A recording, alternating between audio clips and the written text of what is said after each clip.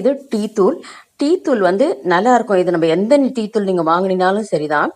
நம்ம கொஞ்சம் நிறைய போட்டால் தானே கொஞ்சம் ஸ்ட்ராங் வரும். இப்போ இந்த கடையிலலாம் போடுறாங்க பாருங்க, அந்த மாதிரி ஒரு ஸ்ட்ராங் வரணும் அப்படின்னா உங்கள்கிட்ட எந்த இன்ஸ்டன்ட் காப்பி தூள் இருந்தாலும் பரவாயில்லை. சன்ரைஸோ இல்லை ப்ரூவோ இல்லை நெஸ்கேஃபோ எந்த இன்ஸ்டன்ட் காப்பி தூள் இருந்தாலும் அதில் ஒரு ஸ்பூன் 2 ஸ்பூன் போட்டு மிக்ஸ் பண்ணி வச்சுருங்க. அவ்வளோதான். அது காப்பி தூள் வாசனைலாம் வராது, வரவே வராது. ஆனால் டீ போடும்போது ஸ்ட்ராங் வரும். அந்த டீ கடையில் சாப்பிட்ற அந்த டீ மாதிரி நமக்கு இருக்குங்க. நீங்கள் செஞ்சு பாருங்கள். இந்த டிப்லாம் உங்களுக்கு யூஸ்ஃபுல்லாக இருக்கும்னு நினைக்கிறேன் நான். இது வந்து கொலுசுங்க. நம்ம கொலுசுன்னு இல்லை, எல்லா வெள்ளி பாத்திரமுமே நீங்கள் இந்த மெத்தடில் க்ளீன் பண்ணிங்கன்னா சீக்கிரமாக க்ளீன் ஆகிடும்.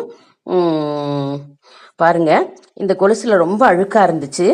அதுக்கு வந்து நான் வெறும் தண்ணி கொஞ்சம் எடுத்துட்டு அதில் சோடா உப்பு நம்ம யூஸ் பண்ணுவோம் இல்லையா சமையலுக்கு, அந்த சோடா உப்பு 1 ஸ்பூன் போட்டுட்டு நம்ம அந்த ஃபாயில் பேக் பண்ணுறது இருக்கும் பாருங்கள், வேஸ்ட் ஆனது